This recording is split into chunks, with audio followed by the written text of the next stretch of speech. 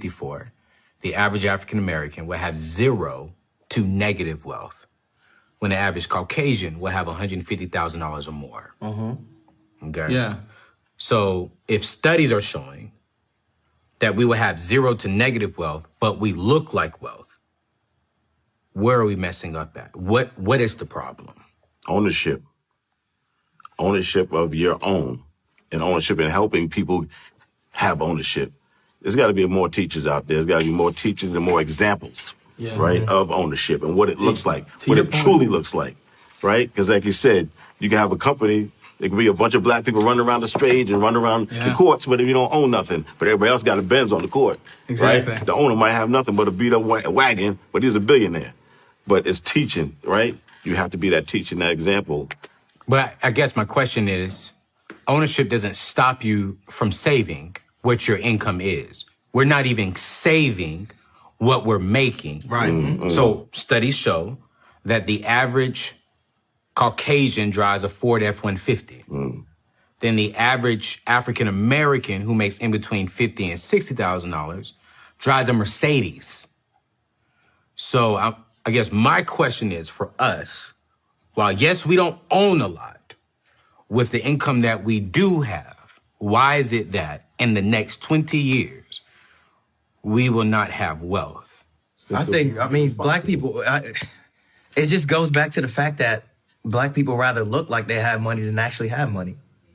And if you want to, I don't want to look now, listen. I say that to say this. Now, look, listen. I say that to say this. Look at Jay-Z. Let's look at Jay-Z. Turn my chair around on this one, brother. Let's look at Jay-Z real quick. And I want to bring, and I was gonna bring it up with an example. I'm listening. Come on, brother. Jay-Z, when he first got into the rap game, and you can look at yourself on the internet. Man was worth I was there, so I'm it was worth about $100,000. I just shared that. I shared that 2 days ago. The chain, 4 or 5 chains. I don't know how much money and jewelry he had on him. Jay-Z worth a bill was wearing just a black t-shirt. A black t-shirt and all that. Like that. So that's the point I'm trying to make. That's deceptive. That's deceptive. He's not gonna wear I understand that. Still deceptive. I guarantee you the Hugo he had on was $500K. But I'm just saying, like the flashiness, like the fact that we feel like we gotta, wear all the chains, the grills, all this stuff to show that you have money and have wealth. When a brother used to get a dime, he'll go out and get a flashy suit and take his old lady out to the club. I mean, that's just what it was. Yeah. If you don't make a lot of money, if you don't have a lot, when you get that little check, you're going to go out there and try to do what you can do and stretch it and try to have a good time and show people, hey, I got a job. This is what I'm doing. Okay, so why do we have to feel like we have to show people that? Because to his point, he was asking about saving, right?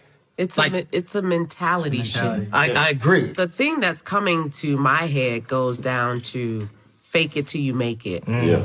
Where did that even come from? No idea. And if you could trace where fake it till you make it even came from and realize the mentality that even is, that maybe you wouldn't even do that. And I think that's what it all boils down to. We have been brainwashed into believing that we have to look a certain part to be allowed to come into the conversation and be inside of the room. And be accepted. Yeah. But if everything that we've said is true, if everything, all things are being equal, are true, then we have a right to be in the room anyway. Regardless, exactly. And I think that's... But that's us saying that about us. I have to dress conservatively at work. I have to wear business suits. I have to have my nails a certain way, my hair a certain way. On the weekend, I wear a baseball cap turned backwards. Sweatsuits, Jordans. And I'm perceived very differently. It's night and day. Yeah. I can go to Nordstrom's on the weekend, just killing time. And if I'm dressed in my weekend attire, I'm perceived a certain way. Exactly. I can go to Nordstrom's after work, dressed like I'm dressed now after work. I'm perceived a completely different way. I'm the same person. 100%. That's right. It doesn't. So I get that having to do what you have to do. That's almost a work uniform. You got to do that. You work at Chick-fil-A, you got to wear a red polo. Yeah. That's a work uniform. It does not have to be that way. And that's why I said earlier that victimization can come in many different forms. And to his point, we kind of learn to deal with it. We learn to deal with it. You know, I've been followed around the store and I stopped and turned around. And I said, I'm not going to put anything in here in my Tory Burch bag. And I look at her.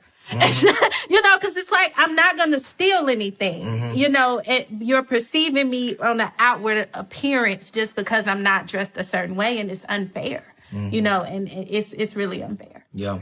Studies are showing that nearly 50% of us cannot afford to pay cash for a $400 emergency.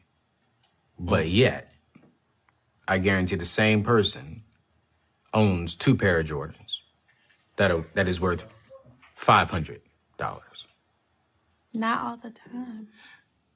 Is it also make a difference that, I mean, we get paid, black people in general, we get paid about 25% less for the same position as a white male, as a white counterpart. That has to be, like, it's hard to bridge that gap. Yeah, but he just finished saying we were the needle of the culture, so we set that.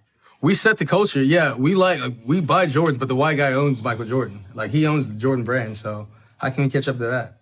You know, I was saying we get paid 25% less for doing the exact same job. But if our spending habits are the way that they are, what does it matter what you getting paid? Exactly. That's that the point. That's the point. It really doesn't matter. Like, the money we're making. It don't matter. Being fiscally, financially responsible and understanding what that actually means is huge, right? If you're not taught it, don't understand it, didn't go to school for it, you'll never know it. So to your point, and you're going to be in a negative, not have money in comparison in 2054, being fiscally irresponsible, right? Not knowing how to invest properly, not knowing what to do with that dollar that you got. You know, I was kind of raised when I was the youngster, and I started in the cooking industry. I was raised by an Italian family. And the gentleman always told me, you know, the father always told me, you take that dollar, you spit on it. You put it in the bank and don't look at it until you get enough to invest it, reinvest it. Don't put it in your pocket. If you walk around in your pocket, you're going to spend it. That was something he always told me as a youngster, right? And then come from my father. It came from the gentleman I worked for.